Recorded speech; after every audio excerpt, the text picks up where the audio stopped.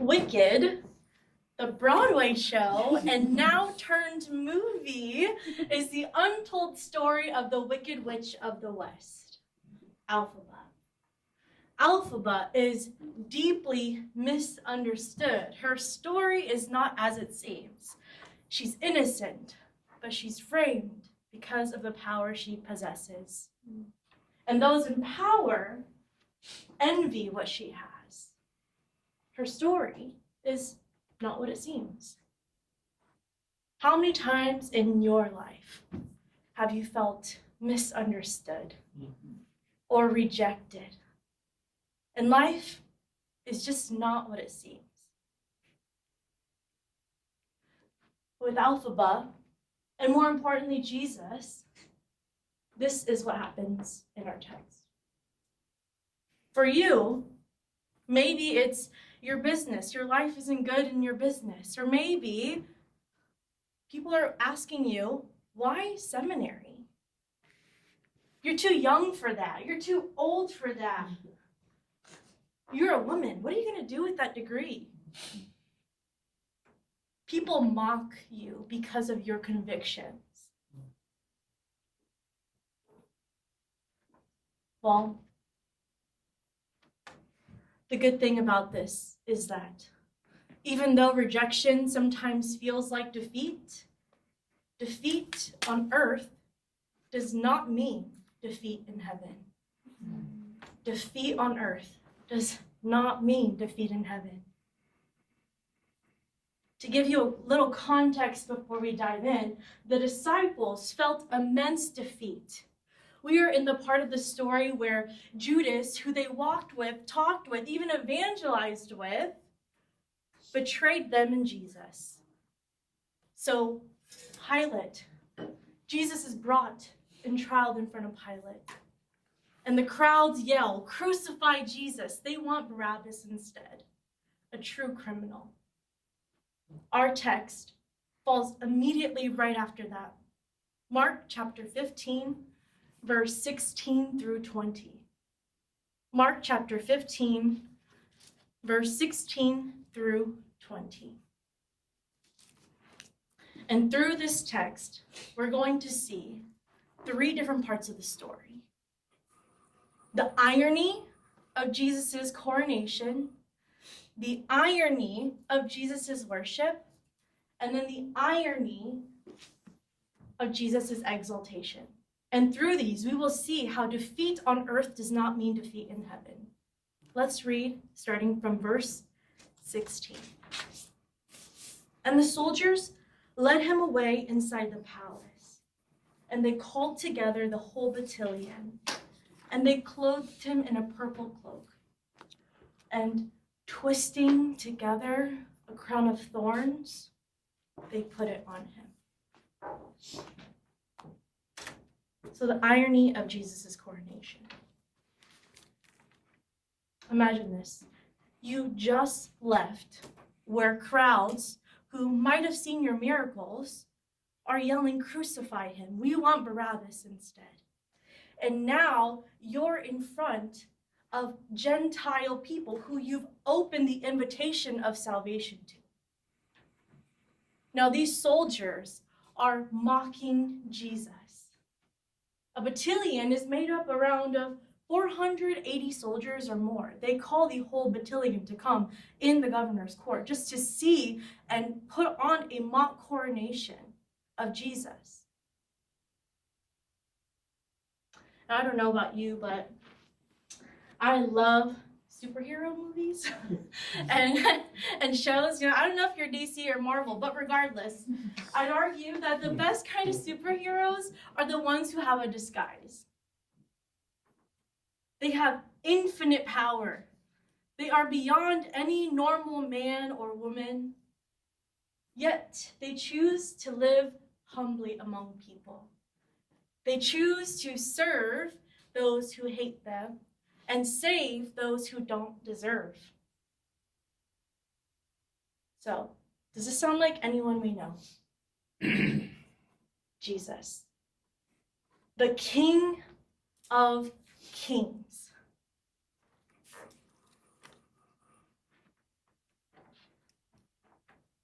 Now, they put a purple cloak on him, purple, resembling royalty. And then they twist together this crown of thorns. Ironically, they made it themselves. They made it themselves. The soldiers may not have known this, but ironically, they are participating as servants in a royal coronation. So now that we've talked about the coronation, the irony of the coronation, let's talk about the irony of Jesus' worship. Starting at verse 18. And the soldiers began to salute him. "Hail, King of the Jews!" They were striking his head with a reed and spitting on him and kneeling down in homage to him. Now, they're yelling, "Hail, King of the Jews." They know that this is the king who the Jews wanted to crucify, yet he's right here in front of them, and they're mocking him again, humiliating him. I have had bullies before. Have you? Have you had bullies before in your life? One bully is hard enough. Imagine having 480 plus bullies, bullying you for something that you truly are. They kneel and they spit in him, in his face. Little do they know that they are participating in what would be a prophecy to come. Philippians 2, verse 9 through 10 says it well, that one day every knee will bow. Every tongue will confess that he's Lord. This is the God that we serve. And read with me together in verse 20 about the irony of Jesus' exaltation. And when they had mocked him, they stripped him of the purple cloak and put his own clothes on him, and they led him out to crucify him.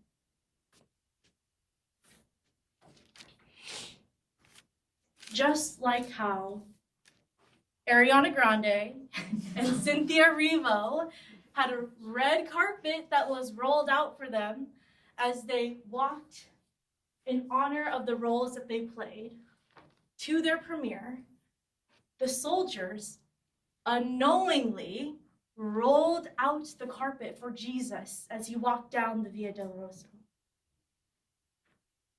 As servants, they escorted him to his throne, which would come in the form of a cross. Not only that, but they stripped him of the purple royal robe that they mocked him of, and they put on his own clothes. In Revelation 19, there's this beautiful picture of when Jesus is coming down on a white horse.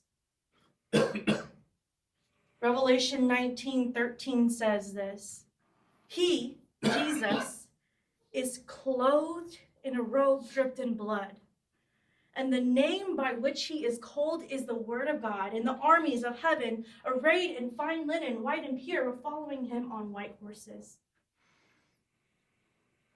On his robe, on his own robe, and on his thigh, he has a name written, King of Kings and Lord of Lords. This is our God. The one who turns graves into gardens, as the song would say, ashes into beauty, humiliation into triumph. Now, you might feel like there are moments in your life where things feel off script. They were not supposed to be that way. You're humiliated, rejected, scorned by your own people, people in your family, people you work with, people you love,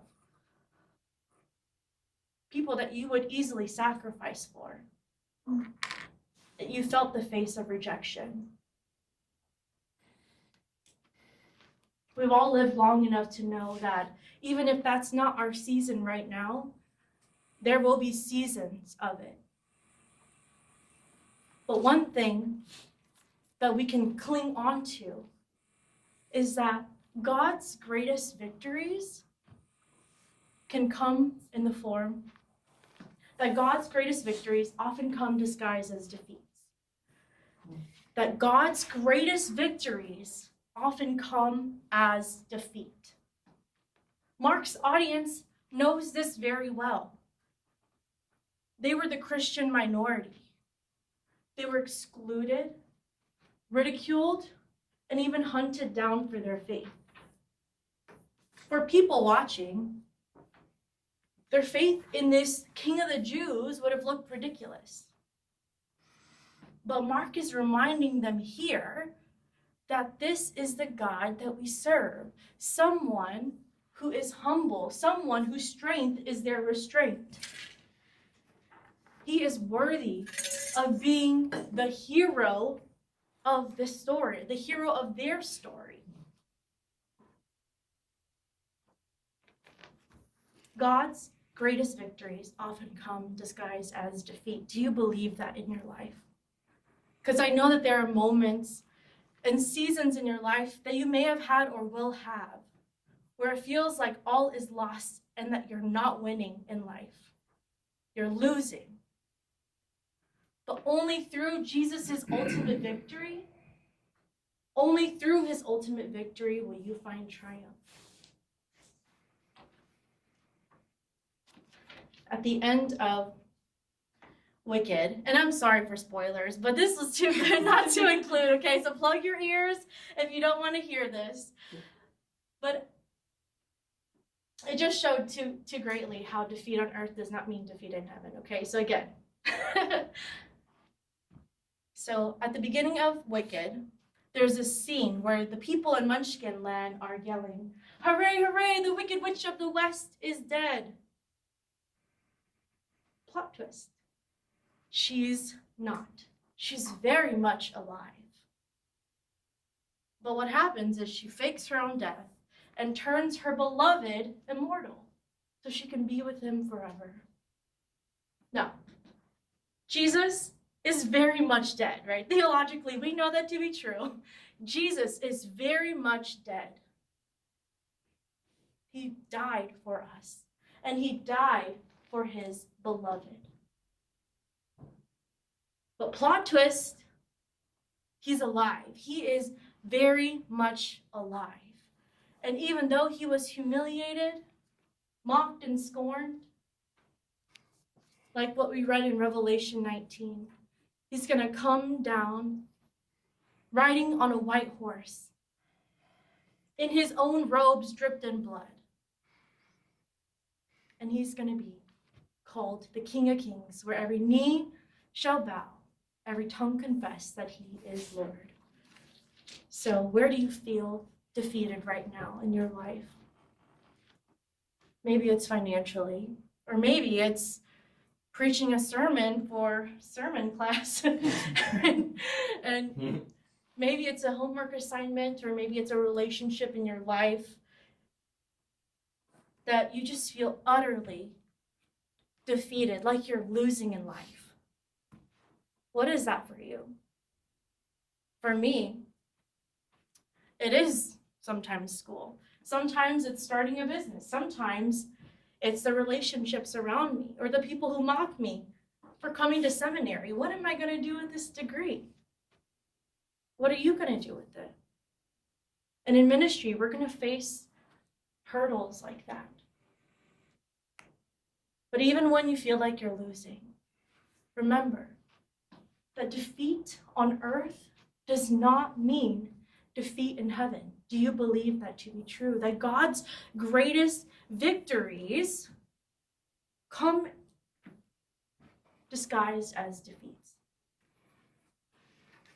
Things are not always as they seem. Because what if those very moments that you're feeling right now is where God is doing his greatest work?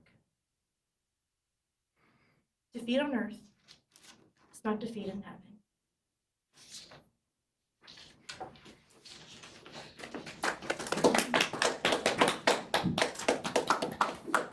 Perfect.